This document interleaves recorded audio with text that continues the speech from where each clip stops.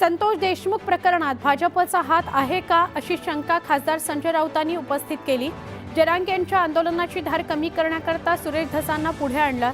धसांनी देशमुख कुटुंबाच्या अश्रूंचा बाजार केला अशी टीका राऊतांनी केली। संजय राऊतांचा आरोप म्हणजे शुद्ध वेडेपणा आहे। संतोष देशमुख हत्या प्रकरणात राजकारण करू नका असं प्रत्युत्तर चंद्रशेखर बावनकुळेंनी दिलं। अंजली दमानी यांनी ऑनलाईन मागवलेल्या युरियाच्या बाटल्यांची ऑर्डर कंपनीकडून रद्द करण्यात आली। दरम्यान ऑर्डर माझ्यापर्यंत पोहोचण्यापूर्वीच थांबवण्यात आली असा गंभीर आरोप अंजली दमानी यांनी केलाय। सत्ताधारी आणि विरोधकांकडून धनंजय मुंडेंच्या राजीनाम्याची मागणी होते। यावर महसूल मंत्री चंद्रशेखर बावनकुळेंना प्रश्न विचारल्यानंतर त्यांनी थेट भाष्य करणं टाळलंय। अजित पवार आणि धनंजय मुंडे यांचा तो खासगी प्रश्न आहे, त्यामुळे त्यावर मी बोलणार काय असं बावनकुळे म्हणाले। मंत्री धनंजय मुंडेंमुळे सरकारची अडचण होते का यावर उत्तर देणं मंत्री चंद्रकांत पाटलांनी टाळलं। स्थानिक स्वराज्य निवडणुकीबाबत कोणीही वक्तव्य करू नये असा सल्ला चंद्रकांत पाटलांनी दिला। बीडच्या मसाजोगमध्ये आज दुपारी महत्त्वपूर्ण बैठक होते। देशमुख यांच्या हत्येप्रकरणी मसाजोगचे ग्रामस्थ आणि देशमुख कुटुंब आंदोलनाची पुढची दिशा ठरवत आहेत। शिवसेनेच्या ऑपरेशन टायगरची ठाकरे गटानं धास्ती घेतली आहे। ठाकरे गटाच्या सगळ्या आमदारांची 20 फेब्रुवारीला तर खासदारांची 25 फेब्रुवारीला मातोश्रीवर बैठक बोलवण्यात आली आहे। या बैठकीत पक्षप्रमुख उद्धव ठाकरे त्यांच्याशी बोलणार आहेत। उपमुख्यमंत्री एकनाथ शिंदे यांच्या उपस्थितीत आज दुपारी 3 वाजता सह्याद्री अतिथीगृहावर शिवसेनेच्या कोकणातील सगळ्या आमदारांची बैठक आहे। बैठकीत कोकणातील मोठ्या विकास प्रकल्पांवर सविस्तर चर्चा होऊ शकते। पालिका निवडणुकीच्या पार्श्वभूमीवर उद्धव ठाकरे ॲक्शन मोडवर आले। ठाकरे गटाची मातोश्रीवर आज महत्त्वाची बैठक आहे। या बैठकीत संघटनात्मक बांधणीबाबत चर्चा केली जाईल। शिवसेना फोडण्याकरता दबाव तंत्राचा वापर होतोय, पैशाचं आमिष दाखवलं जात आहे असा आरोप खासदार संजय देशमुखांनी केला। राज्यात उद्धव ठाकरेंनी शिवसेना वाढवली, पक्ष संघटना मोठी केली असंही संजय देशमुख म्हणाले।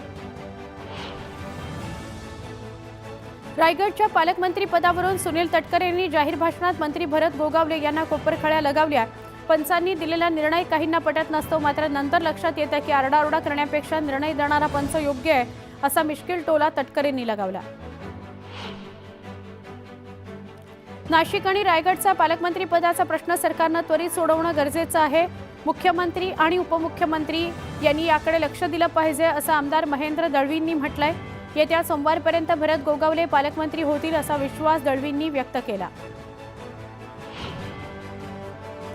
ग्रामविकास मंत्री जयकुमार गोरे यांनी रामराजे नाईक निंबाळकर यांच्यावर टीका केली। मला राजकारणातून संपवण्याचा प्रयत्न ज्यांनी सातत्याने केला, आज ते स्वतःच संपलेले आहेत असं जयकुमार गोरे म्हणाले।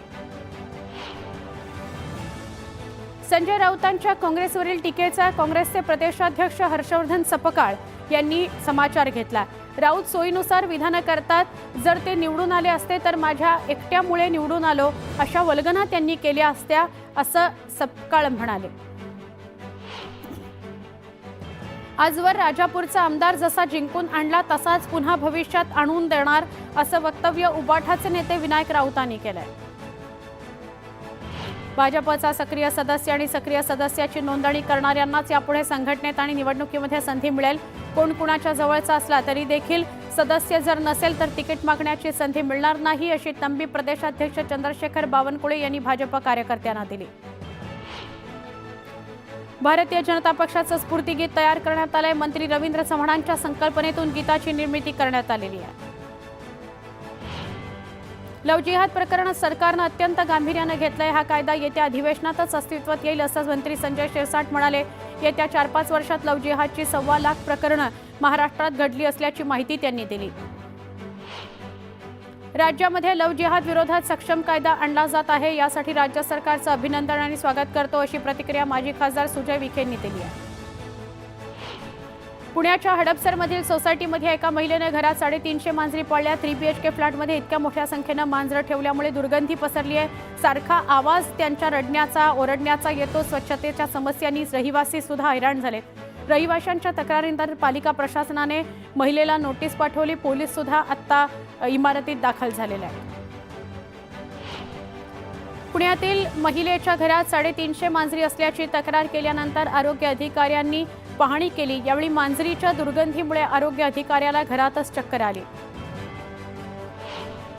अमरावती जिल्ह्यातील कृषी महोत्सवाचं आयोजन करण्यात आलं। या 1.5 दिवसात 24 लाखांची उलाढाल झाली आहे। यावेळी शेतकऱ्यांच्या मार्गदर्शनाकरता 288 स्टॉल्स लावण्यात आले।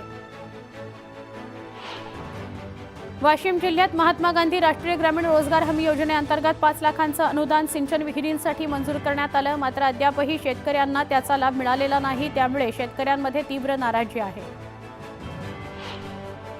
बीडच्या चुंबळी गावातील सरपंच आणि ग्रामस्थांनी अजब मागणी केली आहे। छत्रपती शिवाजी महाराजांची जयंती साजरी करायची असल्यास बॉन्ड तयार करावा अशी मागणी केल्यानं शिवप्रेमींनी संताप व्यक्त केला।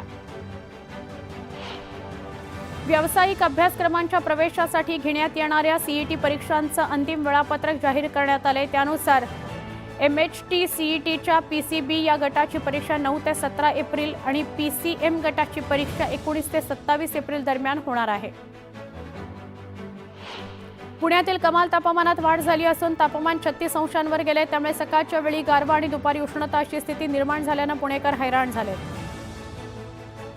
कोट्यवधींचा खर्च करून जलजीवन मिशन योजनेद्वारे पाणीपुरवठा केल्याचा दावा सरकारमार्फत करण्यात येतोय। मात्र नंदुरबार जिल्ह्यातील केलापानी या गावात 1 हंडा पाण्याकरता ग्रामस्थांना जीवघेणा प्रवास करावा लागतोय। त्यातही झऱ्यातून निघालेलं गुणवत्ताहीन पाण्यावर दिवस काढत असताना प्रशासनाचं मात्र याकडे दुर्लक्ष होत असल्यानं नागरिकांनी संताप व्यक्त केलाय। रत्नागिरी जिल्ह्यातील मांदिवली पंचकोशीमध्ये हापूस, आंबा, काजूच्या बागा आहेत। या परिसरात बॉक्साईट मायनिंग प्रकल्प झाल्यास आंबा, काजू पिकावर परिणाम होण्याची शक्यता आहे। प्रकल्पाला स्थानिकांनी विरोध केलाय। प्रस्तावित प्रकल्प हटवा आणि मांदिवली गाव वाचवा असा नारा स्थानिकांनी दिलाय। वर्ध्यात पालकमंत्री पंकज भोयर यांनी बचत गटाच्या मेळ्यात जेवणावर ताव मारला। वर्धिनी मिनी सरस महोत्सवात सहभागी होत पंकज भोयर यांनी महिलांच्या अडचणी समजून घेतल्या। नाशिक जिल्ह्यात तब्बल 66,000 शालेय विद्यार्थी विविध आजारांच्या विळख्यात असल्याचं समोर आलं। बाल स्वास्थ्य कार्यक्रमांतर्गत करण्यात आलेल्या आरोग्य तपासणीत ही धक्कादायक बाब समोर आली। सगळ्या विद्यार्थ्यांवर शासनाच्या वतीनं मोफत उपचार केले जातील अशी ग्वाही शिक्षण मंत्री दादा भुसेंनी दिली। छत्रपती संभाजीनगर पालिका प्रशासन निवडणुकीच्या तयारीला लागलंय। यावेळी माजी महापौर आणि उपमहापौरांची पालिकेत बैठक बोलवण्यात आली। माजी महापौर आणि नगरसेवकांची प्रशासन चर्चा करणार आहे। दुबईमध्ये मोठ्या उत्साहात शिवजयंतीचा उत्साह बघायला मिळाला। रक्षक प्रतिष्ठान आणि प्रथा UAE यांच्या वतीनं शिवसृष्टी 2025चं आयोजन करण्यात आलंय। यात शिवविचारांचं प्रदर्शन, ढोलताशांच्या गजरात मानवंदना देण्यात आली। यवतमाळ जिल्ह्यात सध्या उन्हाच्या कडाक्यानं जंगलात पानगळ झाली आहे। मात्र दुसरीकडे रानात पळस बहरल्यानं निसर्गावर केशरी रंगाची चादर पसरली आहे। वाशिमच्या पाटणी चौक परिसरात फळ विक्रेता आणि ग्राहकामध्ये वाद झाला। यावेळी फळ विक्रेत्या तरुणानं ग्राहकावर चाकू उगारत धमकी देत धिंगाणा घालून दहशत पसरवली। वर्ध्याच्या आर्वीत विधानसभा क्षेत्राची आढावा बैठक घेण्यात आली। आमदार सुमित वानखडे यांनी समस्या जाणून घेतल्या। मतदारसंघातील पाणी टंचाईबाबत उपाययोजना करण्याबाबत अधिकाऱ्यांना सूचना देण्यात आल्या।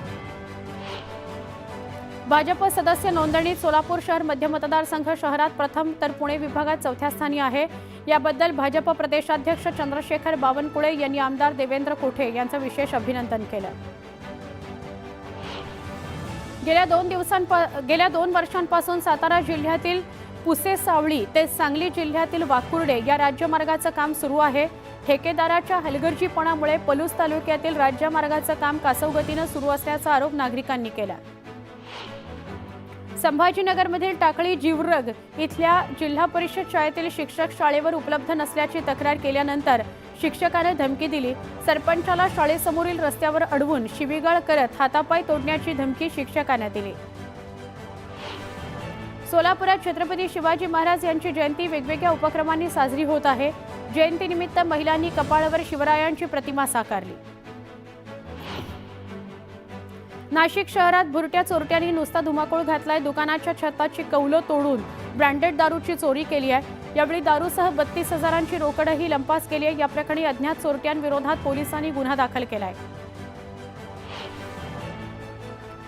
शिरूर तालुक्यातील न्हावरे इथं प्लास्टिकच्या दुकानाला भीषण आग लागली। या आगीत संपूर्ण दुकान जळून खाक झालं। आगीचं कारण अद्याप अस्पष्ट आहे। भंडारा जिल्ह्यातील लाखनी तालुक्यातील सोनमाळा इथल्या शिवारात असलेल्या ट्रान्सफॉर्मरला शॉर्ट सर्किटमुळे भीषण आग लागली। या आगीमुळे शेतकऱ्यांसमोर सिंचनाची समस्या निर्माण झालेली आहे। गोंदियातल्या अर्जुनी मोरगाव तालुक्यामध्ये जनावरांची अवैध वाहतूक करणाऱ्याला अटक करण्यात आली। यावेळी 5,75,000चा मुद्देमाल पोलिसांनी जप्त केला। कोपरगाव तालुक्यात समृद्धी महामार्गावर अपघात झाला। या ठिकाणी ट्रकला कारनं पाठीमागून जोरदार धडक दिली। यात कारमधील प्रवासी जखमी झाले। वर्ध्याच्या वरुड इथं घरफोडी करण्यात आली होती। या प्रकरणातील 3 आरोपींना अटक करण्यात आली। या आरोपींकडून आणखी गुन्हे उघडकीस येण्याची शक्यता आहे। नगरमध्ये साई भक्तांचं वाहन अडवून बंदूक आणि धारधार शस्त्राचा धाक दाखवत लूट करण्यात आली। कोपरगाव तालुक्यातील वेळापूर शिवारात ही घटना घडली। दरम्यान फरार आरोपींचा पोलीस शोध घेत आहेत।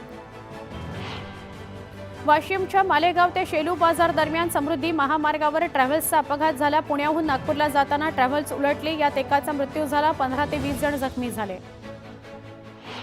जळगावच्या एमआयडीसीतील एका बंद बेकरीतील चोरून आणलेल्या लसणाच्या 97 गोण्या एमआयडीसी पोलिसांनी जप्त केल्या। त्याची किंमत सुमारे 5 लाख रुपये असून त्या नागपूर इथून चोरून आणल्याचं समोर आलं।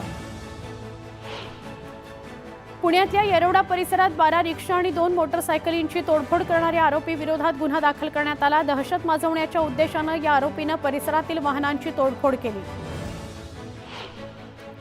मनमाडच्या नांदगाव मार्गावर ट्रकनं क्रेनला धडक दिली। अपघातात 2 तरुणांचा जागीच मृत्यू झाला। 4 जण गंभीर जखमी झाले। पोलिसांनी ट्रक चालकाला ताब्यात घेतलं। जखमींना मालेगावच्या सामान्य रुग्णालयात दाखल करण्यात आलं। न्यू इंडिया कोऑपरेटिव्ह बँकेचा माजी महाव्यवस्थापक हितेश मेहता याला बँकेला 122 कोटी रुपयांचा गंडा घातल्याप्रकरणी न्यायालयानं 21 फेब्रुवारीपर्यंत पोलीस कोठडी सुनावली आहे। मेहता कंपनीच्या माध्यमातून पैसे लुटण्यात त्याला मदत करणारा विकासक धर्मेश पौंड याला सुद्धा अटक करण्यात आली। बुलडाण्याच्या खामगावात बारदानं गोदामाला भीषण आग लागली। गोदाम परिसरातील नागरिकांना सुरक्षित स्थळी हलवण्यात आलं, मात्र आगीचं कारण अद्याप अस्पष्ट आहे। वसईच्या नायगावमधील वासमारे या ब्रिज जवळ कारनं अचानक पेट घेतला। आगीत कारचं प्रचंड नुकसान झालं। स्थानिक दुकानदारांकडून आगीवर नियंत्रण मिळवण्यात आलं। साताऱ्यातील कराड तालुक्यातील ऐतिहासिक वसंतगड किल्ला वणव्यात होरपळला। वणवा विझवण्यासाठी वनविभाग आणि 20हून अधिक तरुण प्रयत्न करत होते। यामध्ये वसंतगडचा डोंगर पूर्ण जळला असून वणवा लावला गेल्याचा अंदाज व्यक्त होतोय। 3 तलाकला बंदी असताना 3 वेळा तलाक बोलून पत्नीला बेकायदा तलाक दिल्याप्रकरणी रायगडच्या महाड एमआयडीसी पोलीस ठाण्यात गुन्हा दाखल करण्यात आला। या प्रकरणी पतीसह सासू सासरे आणि इतर नातेवाईकांविरोधात गुन्हा दाखल झालाय। बहुतेक मुंबईसह कोकणात अशा प्रकारचा हा पहिलाच गुन्हा आहे। अंधेरी रेल्वे स्थानकावर धक्कादायक घटना घडली आहे। ट्रेनमध्ये चढताना एका प्रवाशाचा तोल गेला, मात्र यावेळी तिथे उपस्थित असलेल्या रेल्वे पोलिसांनी त्वरित धाव घेत या प्रवाशाचा जीव वाचवला। माझ्या पसंतीचं सिडकोचं घर या गृहनिर्माण योजनेतील संगणकीय सोडत बुधवारी काढण्यात येणार आहे। शनिवारी 26,000 घरांकरता सोडत काढण्यात येणार होती। या सोडतीचे संदेश प्रत्येक अर्जदाराला त्यांच्या मोबाईलवर पाठवले होते, मात्र शनिवारी मध्यरात्री सिडकोनं सगळ्या अर्जदारांना ऑनलाईन मेसेज पाठवून सोडतीची तारीख पुढे ढकलण्याची माहिती दिली आहे। आरआरबी मिनिस्टेरियल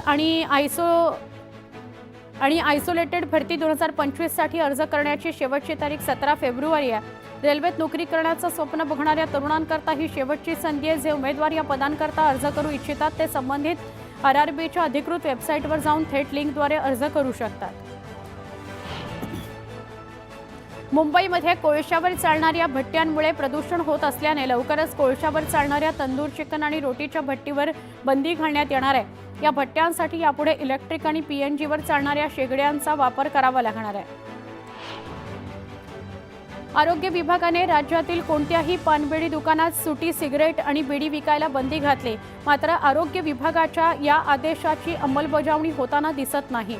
आरोग्य विभागाने महापालिका पोलीस तसंच जिल्हाधिकारी स्तरावर पाठपुरावा केला खरा, पण यातील कोणत्याच यंत्रणेची साथ मिळाली नाही। तसंच आरोग्य विभागाच्या उच्चपदस्थांचं हे म्हणणं आहे। मुख्यमंत्री माझी लाडकी बहीण योजनेबाबत सध्या पडताळणी सुरू आहे। याच धर्तीवर आता लाडक्या भावांसाठीच्या मुख्यमंत्री युवा कार्य प्रशिक्षण योजनेकरता देखील निकषांवर बोट ठेवलं जात आहे। पुढील टप्प्यात प्रशिक्षणासाठी अर्ज करणाऱ्या प्रत्येक तरुणांसह मनुष्यबळाची मागणी करणाऱ्या आस्थापना उद्योगांचीही पडताळणी होणार आहे। कुंभमेळ्यासाठी प्रयागराज इथं जाणाऱ्या भाविकांना विनाव्यत्यय आणि सुखकर प्रवास होण्यासाठी विशेष रेल्वे गाड्या सुरू केल्या आहेत। यासाठी मध्य रेल्वे, कोकण रेल्वे या मार्गावरून विशेष रेल्वे गाड्या चालवण्यात येणार आहेत। ही गाडी रत्नागिरी, चिपळूण तसंच रोहा स्थानकामार्गे रवाना होणार आहे। गोरेगावपर्यंत धावणाऱ्या हार्बर मार्गाचा विस्तार बोरिवलीपर्यंत करण्यात येत आहे। 2 टप्प्यात विस्तारीकरणाचं काम पूर्ण करण्यात येणार आहे। या मार्गाच्या विस्तारासाठी जमीन अधिग्रहित करण्याच्या प्रस्तावावर सूचना आणि आक्षेप मागवणारी अधिसूचना पश्चिम रेल्वेने गेल्या आठवड्यात जारी केली। या मार्गावर गोरेगाव ते बोरिवलीपर्यंत नवा ट्रॅक टाकण्यात येणार आहे। दक्षिण मुंबईतील फॅशनेबल कपड्यांचा बाजार म्हणून ओळखल्या जाणाऱ्या फॅशन स्ट्रीटला हेरिटेज लुक देण्याचा निर्णय पालिकेने घेतलाय। यात एकसमान स्टॉलनं आजूबाजूच्या परिसराचा विकास करण्यात येणार आहे। या कामात निविदा प्रक्रिया राबवली जाणार आहे। सध्या तापमानाचा पारा वाढू लागलाय, त्यामुळे मुंबईसह राज्यात विजेच्या मागणीचा आलेख चढू लागलाय। उकाड्यामुळे विजेचा वापर वाढण्याची शक्यता आहे। मार्च, एप्रिल, मे या 3 महिन्यात विजेची मागणी 31,000 मेगावॅटचा टप्पा ओलांडण्याची शक्यता आहे। लोकल प्रवासात मोबाईलवर मोठ्या आवाजात गाणी ऐकणं आणि व्हिडिओ बघणं प्रवाशांना महागात पडणार आहे। मोबाईलवर व्हिडिओ लावून इतरांना त्रास देणाऱ्या प्रवाशांवर कारवाई करण्याचा विचार पश्चिम रेल्वे प्रशासन करत आहे। याबाबत लवकरच नवीन नियमावली तयार केली जाणार आहे। प्रयागराज विमानतळावर सामान्य दिवशी 8 ते 10 विमानांची वाहतूक होते, मात्र कुंभमेळ्यात येणाऱ्या भाविकांची संख्या मोठी असल्याने विमानसेवेत देखील मोठी वाढ झाली आहे। सद्यस्थितीत प्रयागराज विमानतळावर दररोज 100हून अधिक विमानांची वाहतूक होते। एसटीची आर्थिक परिस्थिती डबघाईला आली असून सुमारे 3,500 कोटी रुपयांची देणी थकली आहेत। प्रशासनाने 3 आठवड्यांपूर्वी 14.95% दरवाढ करूनही उत्पन्नात दररोज केवळ 2 कोटी रुपयांची वाढ झाली असून प्रवासी गळतीला सुरुवात झाली आहे।